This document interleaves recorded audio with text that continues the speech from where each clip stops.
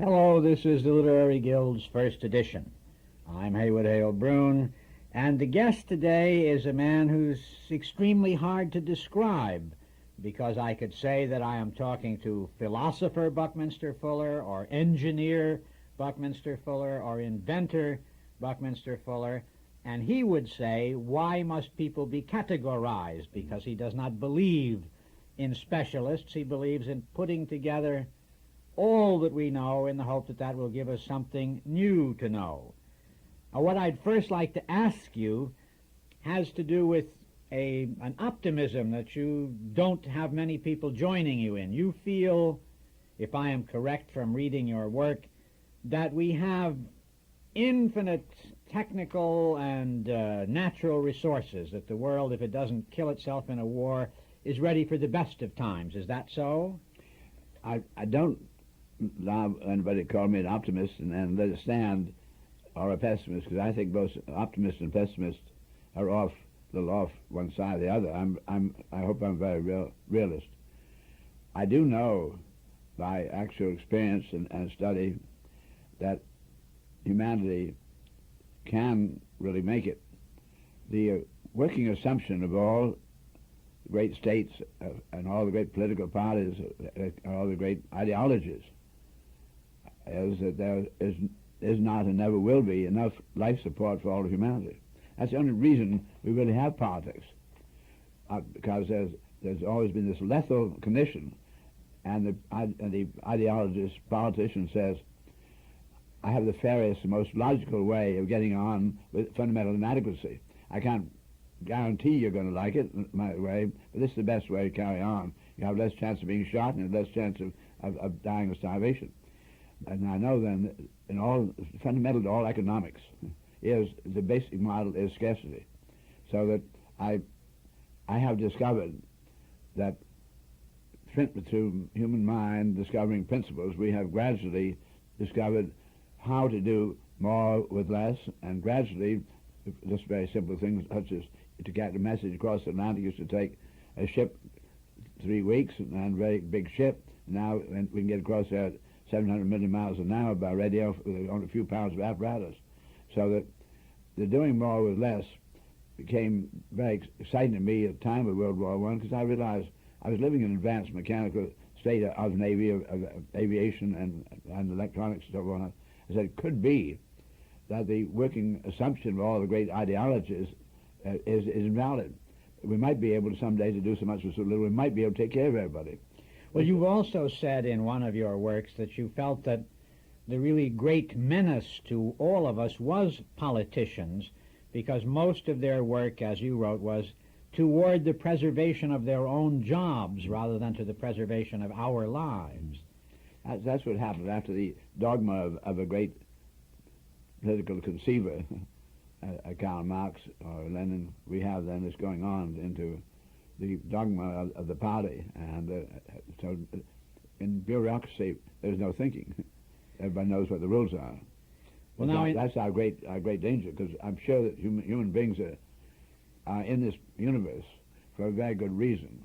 I can't find anything in the universe that does not have some complementation of something else, and that we have the complex capabilities we really do have, and particularly the capability of mind in contradistinction to brain, that we don't know any other phenomena having the capability to discover principles, behaviors operating between, that are not in any way predicted by any of the parts of the cooperating team when you're just looking at the parts separately. That is, there's nothing in the moon chemically, geometrically, physically that says it's going to attract another body, nor in the earth or any of the great celestial bodies.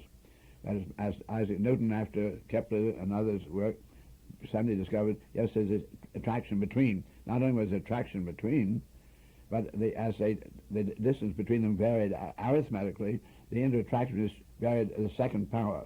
Very extraordinary, this exponential rate of gain. And so suddenly the astronomers with this law were able to explain a very great deal of our universe. But the point is, mind and only mind could discover this relationship between, because brains are always and only coordinating the smelling, the touching, the seeing, the hearing, developing packages of concepts, storing and retrieving, but always special case. And mind is able to discover generalization that not to qualify as generalization has to be eternal. So this is very different, very extraordinary matter we have. That's mind. It occurs to me that those of us like myself who are not philosophers, engineers, inventors, or explorers of much of anything are sorry that we don't have Ptolemaic astronomy anymore. I like to think of the Earth as the center of a very small universe, and it is characteristic of intellectuals today to deplore these scientific discoveries which have made man in many ways seem less and less important. And yet, again and again in your work, I find a certain joyousness at the expansion of the universe in which man lives. This doesn't worry you, the largeness of the universe. Because, oh man, I have really not just done some thinking, which we all do have the capability to do, but I have made up my mind to always reduce problem solving to artifacts instead of trying to persuade people to behave this way and that way, not just talking to people. And when I have an artifact which I can conceive of solving a problem, I must not talk about it until I reduce it to practice and prove to myself whether it really works. And then people come along and say, what is that? And I'll tell them what it is. And after a while, some emergencies occur and nothing else will work, so they begin to use it. But my knowledge is such that because I've gotten into, for instance, just to what we need to enclose space to give human beings a really very adequate and very pleasant, desirable environment control, and in contradistinction to fortresses, piles of stone of yesterday, I have now discovered that is literally highly feasible. The resources we now have, even with mind, they're recirculating all the time. With the knowledge we now have, with the energies, just not fossil fuels, not atomic energy, just the income energy, I now know is highly feasible to take care of all humanity at the highest standard living that anybody's ever known, and do it by 1985. Therefore, I know that the great, let's say, Russia, China, United States, NATO, annually for the last 20 years, appropriating $200 billion, getting ready for Armageddon on the basis there's not enough. It has to be you and me who're going to have the great showdown. And I now know then that because this is all on the basis not enough, and I now know there is enough. Therefore, I know that politics are really obsolete. I know the war is obsolete. I know the weapons are obsolete, and so forth. This is a very extraordinary matter to be in such a position. So the point is that I know it is so, and I'm being asked to speak to a great many people this last year. It's amazing to me, but I was asked to give 150 major lectures of 1,000 to 5,000 people, approximately every other day, and they're sitting out there, and I can make them see that they have an option they didn't know they had. And because they suddenly discover humanity has an option they didn't know it had, then they feel a little better because they had been assuming they didn't have any option.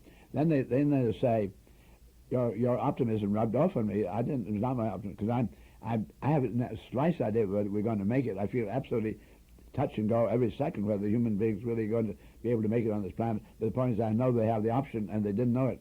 That's the difference. Well, you said at the beginning of what you were just saying now that you always try to solve a problem in a sort of pragmatic sense.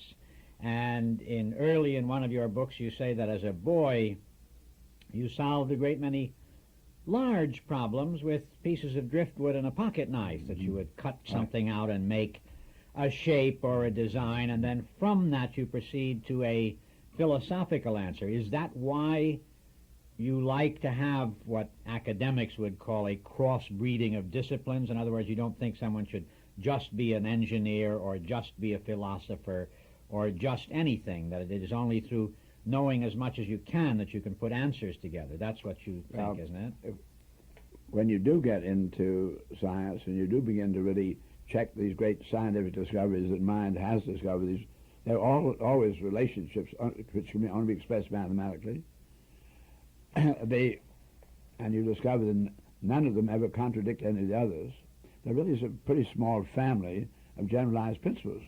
Now, these generalized principles, then, could not be qualified unless they hold true in every case. So I discovered then, instead of trying to learn about all the special cases, which a specialist tends to do, all I have to do is to know my generalizations. And then they were going to hold true anywhere. For the years 1938 to 40, I was the science and technology consultant on the staff of Fortune. Russell Davenport brought me on there, and to highlight the scientific and technical backgrounds of these great corporations, where the other editors are always highlighting just the business acumen of the management. So that I found that as I came to each one of those big corporations, the scientists would say, there's no way you can tell the Fortune reader what it is we're doing in depth in our company, because it can be only expressed mathematically, and the Fortune readers don't read the mathematics. I was always able, to the complete satisfaction of those scientists, to tell the Fortune readers in words that went to their own senses, so that they personally could really feel and understand what I was talking about. So I've been really very interested in that gap, and I've really had good fortune to know very many very great scientists, and they tell me that I can talk with them in depth about their subject, to their absolute surprise, and all because I have my generalized principles. Now, there's a language difference, ethnic language, industrial language, and professional. Break through the language barriers, and they're your principle. We're talking with Buckminster Fuller. And you were saying, Mr. Fuller, that once you get through a language barrier, pretty much everything is explicable. It comes from, you say, a fairly small group of principles. Do you get impatient when you voice what seems to you a fairly simple principle and people don't listen? Number one, oh man, when I started doing what I am doing, which is at the age of 32, 9/27, I made up my mind to really reorganize my life. I made up my mind never to ever ask anybody to listen to me ever again. I said I'll only talk to people when they ask me to talk to them, because I'm sure that's the only time they're interested. That's very basic. And I said I also going to confine myself to artifacts and not trying to ask anybody to look at my artifact. If I see that people there's life support on the other side of a raging river here, and the people need to get some of that life support to match the major life support on this side of the river. And I see man after man gets lost crossing that river. Sometimes they get across all right. If I build a bridge, I don't have to say anything. The people just start using the bridge. There'll be less people lost. This is my concept of artifacts, what I mean by solving problems. So that, inasmuch as I only work on an artifact, I find out whether it really does what I think it should be, and then I just leave it and don't ask anybody to look at it. Well, you define scientists in one of your writings as left-handed scientists and right-handed scientists, by which you seem to me to mean that right-handed scientists were those who accepted the accumulated previous body of knowledge and proceeded from there, and left-handed scientists were those who questioned everything, questioned what is called in academic terms, I think, the zeitgeist, a system of physics or a system of whatever, and said maybe there's an answer based on something entirely different. Do you suppose that we have enough left-handed scientists, or are they always in short supply, those who are truly original? That was not my invention, this definition. This is a very great physicist at MIT, used to be head of the physics department at Cornell. And I liked his thought, and I was simply really elucidating his the left-handed scientist is then one who really does dare use his intuition. And there was a time in the 20s, pragmatic 20s, where the word intuition was just a dirty word, and the scholars didn't like the intuition, and they felt that science is getting so hard and capable that science could solve anything. People who had scientific education then began to be feeling that inasmuch as man has these principles, he can lick everything, and therefore we came to atheism. It was very readily fostered by the scientists. Didn't find that anything he was finding seemed to have congruence with what he'd learned from any of the religions, and he seemed to find we solve everything. So he became really very atheistic. I mentioned earlier Isaac Newton then, and Kepler's series of events. I've Copernicus, Kepler, Galileo, and then Newton, and finally actually discovering this mass interactiveness and being able to actually get the mathematics of it. When you get to, if you really go through those things with the individual himself, go back and find out how he found out what he found out, we find Isaac Newton and finding this relationship existing between. So if you ask Isaac Newton, what is the gravity? He said, I obviously can't tell you. It's a behavior, and I can tell you how it behaves, but I can't tell you what it is because there's nothing in any of the bodies that are interacted that tells us it's going to happen. So if you come to the beginnings of a great scientific discovery, you come to a priori absolute mystery, within which absolute mystery, this most lucid and beautiful behavior is identified as occurring, but no explanation of it. So we find then, to me, as I get all the great scientific discoveries, they always emphasize this a priori great mystery, from out which man then becomes so preoccupied with what he discovers, he forgets the mystery from the a priori mystery from which it was discovered. You have a word which is substantially your own, about which you wrote a very large book, and the word is synergetics. Without giving all the explanation that there is in that large book, basically what is the core of the concept of synergetics? Well, fortunately, I've really already covered it, because it is synergy means behavior of whole systems unpredicted by behavior of any of the parts of the system considered only separately. And so for all the great scientific discoveries are always synergetic. I find the word getting to be better known. I'm glad of that in the recent last couple of years. But that's what's the condition. Now, the fact then that synergy is the only word that means behavior of whole system unpredicted by behavior of the parts considered only separately.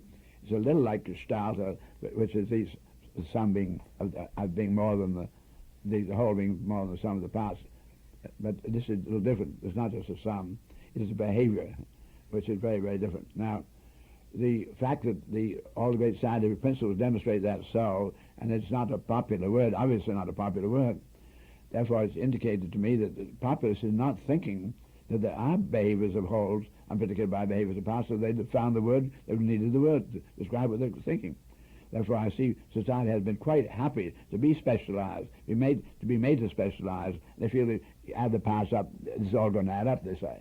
So now this makes me realize how society is one reason why less than 1% of humanity are in science, and the number who really would understand and feel synergy would be the left-handed scientists, the ones who really deal in intuitions and realize that our a priori great mysteries and pay great attention to the mysterious. Just give you a very quick little rundown on that particular part on the intuition. There were two, Northrop at Yale and another professor, quite independently, made studies of the work, the letters, diaries, and letters to and from great scientists who everybody acknowledged had made great discoveries.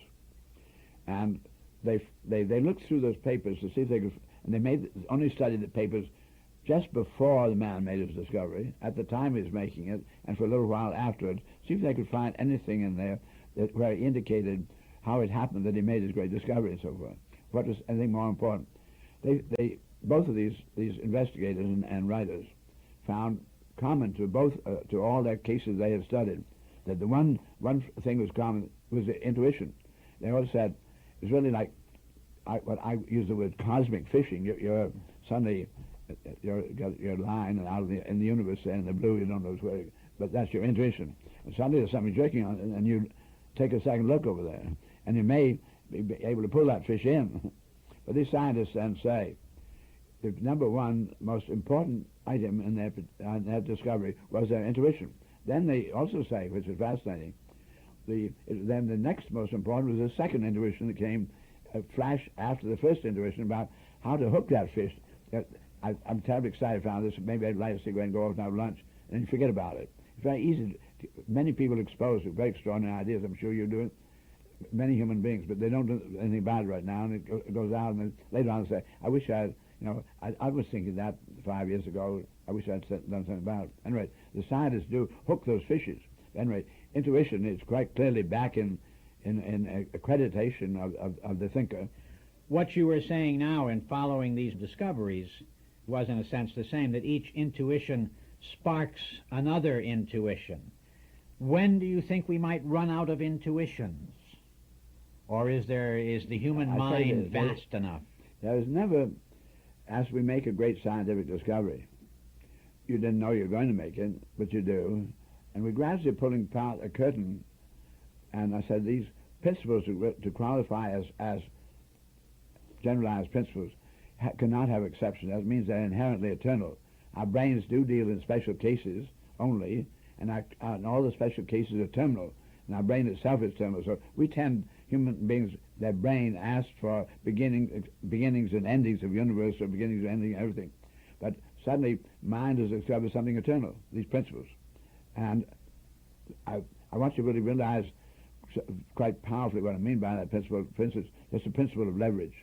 And you've used the lever many times, and then we have the fulcrum and the workload, then go out equal distance on the lever arm as you are to the workload, and have 1-to-1. Go out two lever arms, 2-to-1. Little man can get pulling maybe 50 times his own weight if he has a strong enough lever. You have then mathematics of it, and you say, well, now let's design a generalized lever. No, it can't. It has to be a wooden lever or a steel lever or whatever it is. You have to always come back to the special case. But mind can deal in this generality. And Galileo made very clear with that same mathematics, it didn't have to be a pole or a bar. You could have a piece of rope going through a pulley and back-to-back pulley, and every time we got through a pulley, one of those lever arms, so it could be in tension and compression. I want you to understand that the mathematics is absolutely independent of the special case. It's terribly, terribly important. Well, now, in a sense, we have heard that, and very encouragingly, that where we think there's a good deal of chaos and things flying off in all directions, if you look closely, you can hear what the ancients with an intuition called the music of the spheres. Mm-hmm. This is the end of side 1. Please fast forward the cassette to the end, and then turn to side 2 for the continuation of this program. In one of his essays, Albert Einstein said, "What I cannot understand, I ascribe to the realm of religion."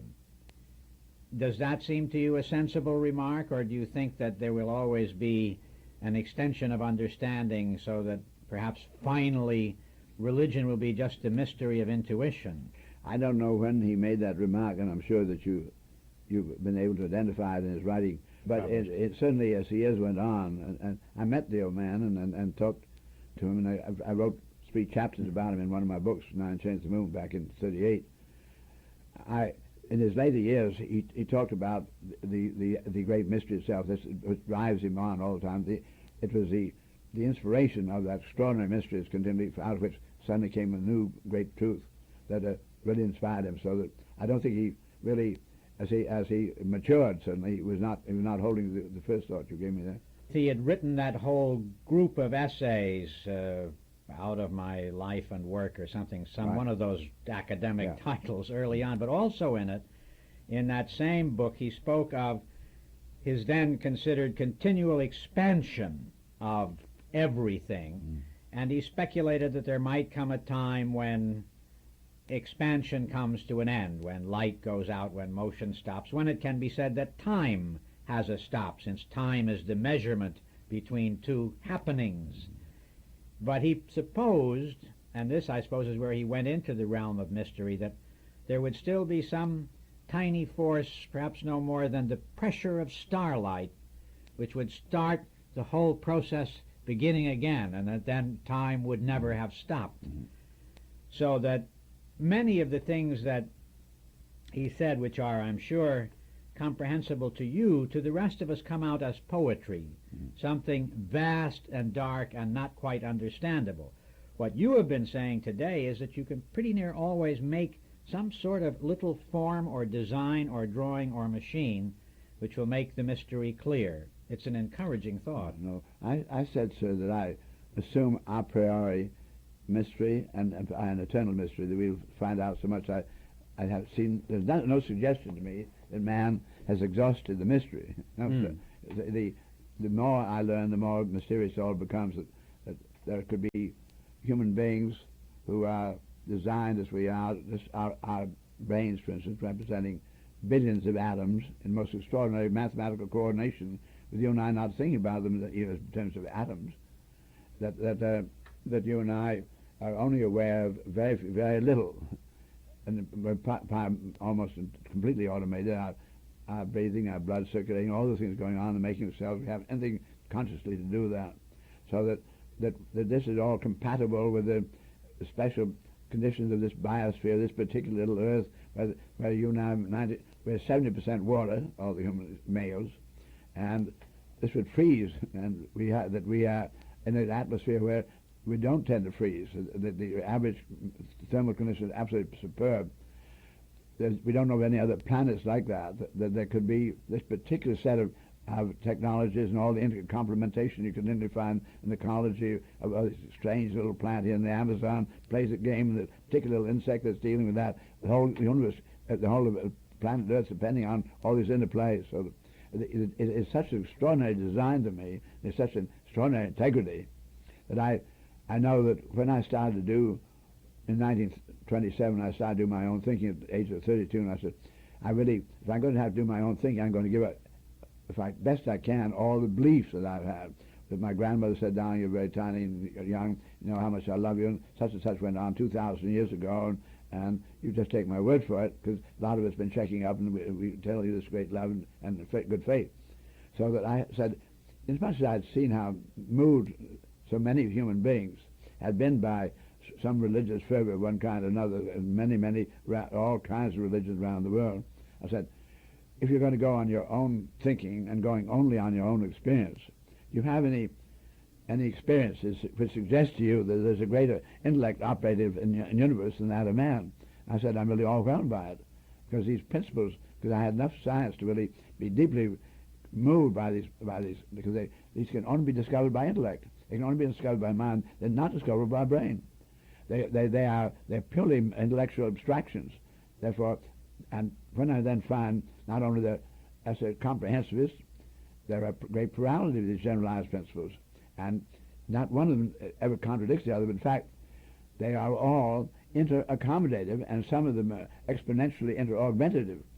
To come then, what you now would call a design would be where, in contradistinction to disorder, randomness, a design is where there's a deliberate ordering of the parts in relation to one to the other. You find then an a priori universe that is inherently complementary, and that there's this great orderliness, is to say, you and I are gradually discovering a great design of the universe itself, the eternal universe, in contradistinction to the time very limited and very inadequately observed experience, because you and I, all human beings, there's a second look, and in doing that, like everything else has changed, so you and I are always seeing things in aberrated ways, and what we really almost call life is sort of an aberration, and each one sees it just a little differently. But a big thing here is that I became overwhelmed by realization there is a fantastic integrity and harmony and competence operative, which you and I just get little glimpses of. So I've always been moved by that, and I think Einstein made that clear when he wrote his beautiful piece in 1930. He wrote a piece called, became well known, the anthropomorphic concept of God. And he talked about the faith that must have driven Kepler to live the nights of his life alone with the stars, his faith in the orderliness of the universe. And the people who had been called the great heretics by the church, Einstein pointed out, to him were probably much more driven by a greater faith in the cosmic, he used the word cosmic religious sense, you may remember. I do, and I remember that Lauren Isley, a scientist and also a poet, and somewhat, I think, less mathematically minded than you, thinking of us as originally water-oriented, water-borne organisms, that he said we dragged a sack of water out of the ocean and we walk around on land as a sack of water. But he, looking out of a train window at a burning dump between New York and Philadelphia, began to speculate whether it was not true that man was always in search of a system and never found it, and that really the cosmos was a burning dump, just like the one he observed between New York and Philadelphia. That seems an argument that the totality, the gestalt of the observable world is much less organized than you think it is. Do you find that people question you often on your belief in the ultimate organization of everything? I've a great many questions, and particularly from young people.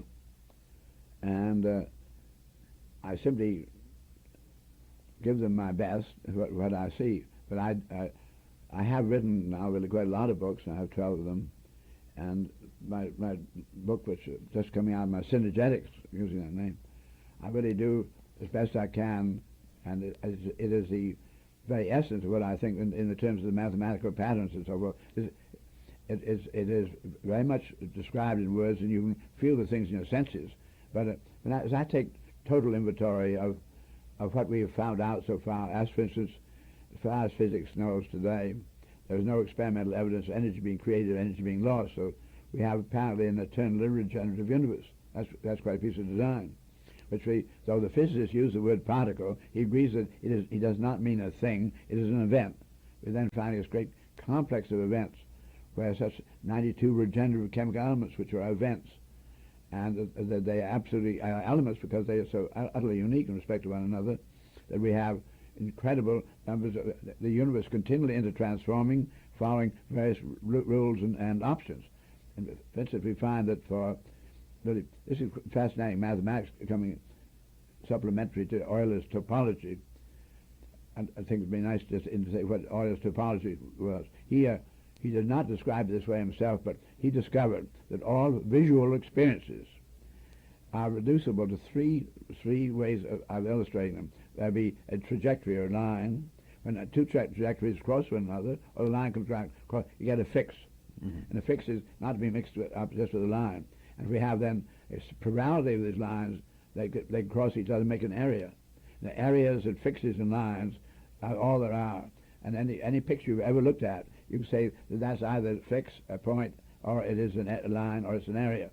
And the children discover this really very quickly as they begin to play around with pencils. Now, he then discovered that speaking of any system, as for instance any polyhedron would be a system whether it's a complex one like the Earth or a crocodile, he said that the numbers of the fixes plus the numbers of the areas will always equal the numbers of lines plus the number 2. I made further mathematical discovery of this when I began to go into my geometry, because I use vectors in my geometry. A vector is a line which has a discrete direction, angularly describable, in relation to an axis of observation, you and I. And its length is multiplying its velocity times its mass. It doesn't go to infinity. So I was very interested in vectors for geometry instead of lines that seemingly go to infinity. I found then that when I got into my vectorial geometry, this is fascinating, Euler, and getting up this beautiful inventory where you now know the whole behavioral whole and some of the parts, you find out about other parts, we find that he also invented a structural analysis of engineering, and he recognized that any object, no matter how asymmetrical, had a neutral axis of gyration, which he had to find in order to discover the strength of that piece. Now, he therefore really, in saying an axis of gyration, he really had a 2, but he never identified the 2 in his formula. The fixed crosses plus the areas equal the lines plus the number 2. He never identified that with vertexes or axes of poles. So I said, I'm going to take out of every system 2 vertexes to act as poles. And when I did, then I could take the 2 off this end over here, the plus 2, on that other side of the equation. Therefore, I next came taking inventory of everything, and found that all anything you describe, any kind of polyhedron, that for every vertex that was, in addition to poles, 2 vertexes of poles, in addition to it, for each vertex in a crossing, a fixed in the universe, there always are 2 areas, and there always are 3 vectors. But there's also always a concave and convex. All the inventories always add up to 2. So there were 6 vectors, 6 lines for every event in the universe. There are always 6 lines. That you have a game of chess here, an omnidirectional, where every move every time you have a turn to play, you have always 6 moves, not just 1. In terms of the things which are always, Buckminster Fuller, the mathematical discoveries which give a shape to things, you have determined that perhaps the most satisfactory shape is the tetrahedron. What is a tetrahedron, which is what you think of as the most? It has 4 faces. The reason I can really tell you quite quickly why I see tetrahedron important, and that'll tie up to your comfort, and there are always 6 edges, or 6 lines for every move, for every turn. I became fascinated in what it is that I'm conscious of doing when I say I'm thinking. I've observed people say he had a bright idea, and I don't know what that really means at all. But I've discovered my conscious part of thinking is that I'm spontaneously intrigued with something. I think something's going on here. There's some relationship I haven't been able to puzzle out yet. And so I said, today I'm going to get that. So what I do is all of us are continually asking ourselves questions, and we have feedback. We don't, when you and I say, what's the name of that friend of ours, you know, that MIT man, the blonde, say, yes, and then tomorrow morning you remember it. As you have experience of asking ourselves a question, and searching goes back in the brain, retrieves it. The other kinds of thoughts are not quite so slow. So I find that the rate of recovery is very unpredictable. Therefore, there's sort of a conglomerate of information. When you're not trying to say, I want to concentrate on something, and there's something else. Oh, yeah, that's very attractive. So, my conscious part of thinking is to say, that's a very interesting, but keep out in the anteroom for a minute. I would like to consider you later. But for the moment, I'm really considering this thing that I'm intrigued with. So I found my conscious part of thinking is to put aside temporarily irrelevances. And because our experiences are inherently omnidirectional. Our Earth is revolving, and we're looking all kinds of directions. We are revolving, so we look in all directions. So when I dismiss irrelevances, experiences, I discover they fall into two main classes. All experiences are too large and too infrequent to in any way alter the size of the things I'm being considered. I'm not interested in novae right now. They only occur very, very infrequently. Then all the experiences that are irrelevant because they're too small and too high frequency to in any way measure at the magnitude I'm considering. There's a sort of a tuning. When we begin to do this, a tuning. I found then that thinking subdivides total experience of humanity, which man cannot think about at any one time. Thinking then takes a subset, and I call it a system, a thinkable set. And a system divides the universe, and all the universe is outside the system, all the universe is inside the system, and a little bit of the universe which is the system which does the dividing. And that's what happens every time you're not really trying to picture something, get connections. So then I said to myself, how many stars would it take to define insideness and outsideness? I found 2 stars had betweenness.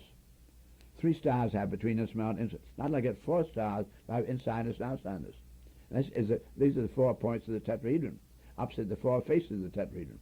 Now the interesting thing about the tetrahedron is that while there are 4 points, there are 6 edges, as the interrelationship of four phenomena always has 6 special relationships. These 6 happen to be this is then what I call a minimum system in the universe. It's a terminal case. So the next thing, we have what we mean by structure. And I found that I have a necklace of many tubes and so forth, very, very amorphous. If I have 4 of them, they're still very amorphous, hanging on my shoulder. Not like I get the 3, getting the minimum polygon. That's the last case. Then suddenly it is stable. It does not drape the way the necklace is done. A structure is a complex of energy events that interact, produce a stable pattern. And the only one of those is a triangle. So the triangle happens to be the minimum polygon. You can't have less than 3 sides. Therefore, I've got a limit case of structure and limit case system. So tetrahedron is all triangulated. 4 triangles, therefore. It's the minimum structural system in the universe. And it has 6 edges. Now we're talking about vectors. Every event has an action, reaction, resultant. So there are 3 vectors. And these 3 vectors interact. They don't operate 180 degrees. It's just the thrust wave of a motorboat, you see it coming out at an angle like that, and the bow wave makes a 70-degree angle. So that the action, reaction, resultant are not the same. There are 3 vectors. Now, in physics, we find then in this, talking about proton and neutron, the proton as an event has a reaction and a resultant. And the neutron has this, as an event, has a reaction and resultant. And the proton has its electron and its antineutrino. And the neutron has its positron and its neutrino. And those are pictured as 3 vectors. And each one is called 1/2 quantum in quantum mechanics. You take the 2 of them together, you take those 3 and these other 3, and you find you make the edge like that, and there's 6 edges of the tetrahedron. So they come together to make one structural system. Everything seems always to come back to, well, I remember a line of Huxley's about a man who had sought the ultimate answer through numbers, that in numbers somehow, somewhere, the right numbers, if discovered, would answer everything. And although this, in a sense, as you say, when you answer something, you discover a mystery. Mhm. I think you said that earlier. You answer a question and then you discover a mystery, and then perhaps in your excitement over the discovery, you forget the mystery. And this goes back to something you said in one of your writings, that perhaps sailing was the beginning of science, that when mysteriously a man was able to sail against the wind by tacking, it seemed so mysterious. It was an exciting discovery, but he quit thinking about the mystery because he was managing to sail against the wind. I think what I said was that the offshore navigation that you were able to do brought about the mathematics, because you have nothing to go by but your little ship, and you take two stars. You seem to be going from this star over here to that star, and that's the way these early Polynesians did. We now realize that they've discovered navigation long, long before the Europeans. We just learned that in the last quarter of a century. But that's why I said mathematics, I think, began at sea, because that 3 points give you then, out of this came the trigonometry, really understanding angles and learning where you are. But again, that is a priori mystery. Well, I was just thinking of that because it seemed to illustrate your principle that there is a mathematics, there is a tremendous mystery. In a way, they have discovered the value of the triangle without knowing of the physics, which is the mystery, which will come afterwards. But very quickly they were engaged in taking a cargo of something somewhere and bringing a cargo of something else back. And once a mystery becomes a tool, we cease to have the respect for it that we used to have, which I suppose is why we have so many tools now. There is among the young in particular a certain anti-science feeling that science is the enemy. Does that seem to you an odd response? When I hear things like that in my day, I realize that the Russia, China, United States, NATO pumping $200 billion a year for Armageddon, I also have to realize that they're pumping about $20 billion a year for psychological warfare, psycho-guerrilla warfare. And so there's an enormous amount of cross-roughing goes on where one economy tries to break down the other one's confidence in anything. And I think the psycho-guerrilla warfare was really World War III, and it's all over, and the United States lost. And so there's a great deal of dismay in the discussions here that you would not probably find in China, for instance. Well, they have come to the conclusion, I gather, and I have not been to China nor read all that much about it, but that a kind of anti-individualism is a part of their feeling, that individualism, although it looks good on the surface, has certain destructive qualities, that as a gestalt can be a principle, so the efforts of a great number of people toward a single end is probably better than the efforts of a number of people going in all directions. But what do we do with the left-handed scientists in such a situation? Sir, one of my classmates at Harvard, Brooks Atkinson, and he and House and Salisbury were the last of the New York Times men to have close contact with Mao and Chu before the United States broke away from them. And they both tell me that Mao and Chu convinced them that the only way they could really possibly handle almost 1 billion people in abject misery as a consequence of incredible anarchy of the great military leaders. The only way they could really put them together was by industrialization, but particularly by communism. It had to be absolutely rigorous. Now, I couldn't get a better reporter on communism, really, than David Rockefeller, who would be called a great capitalist. And David came back from China after making arrangements for his bank to be operating as an import-export bank. I asked him if he would give me, could really tell me about China. And he said, Bucky, in 25 years, almost 1 billion people completely eliminated all prostitution, all venereal disease is gone, all narcotics are gone, all crime is gone, and everybody's eating. And this is an incredible thing to accomplish in 25 years. We said the price is very high. It'd mean that I might not be able to see my wife possibly for 2 years, or maybe not at all. The individual really is submerged.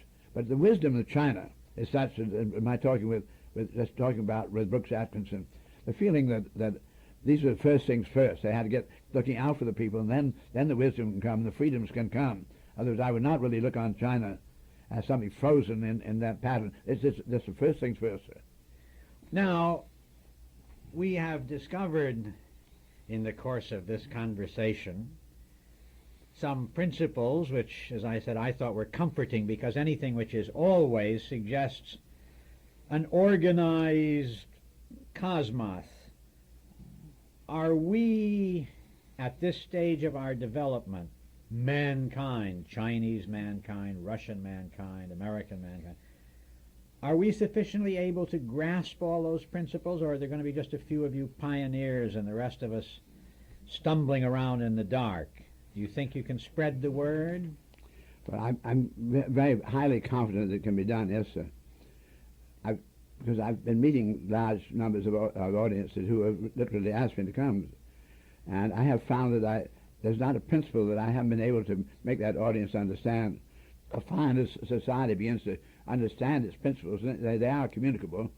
And that really became the very essence of my book, Synergetics, comes from it. When I was in 1917, I said, I don't think nature has a department of mathematics, department of physics, department of chemistry, department of biology. It has to have department head meetings to know what to do in the leaf falls in the water. I think she has only one department. I don't think she has any irrational numbers like pi, transcendental irrational, because all the chemistry is so associating, dissociating, beautiful whole number. So I made up my mind way back when I was really very young, if I could possibly, I was going to try to find what that coordinate system of nature really might be. And also then I felt that this might close the gap between the humanities and the sciences, because the reason people didn't understand was things seemed very obscure. And I said, I think all of it can be understood.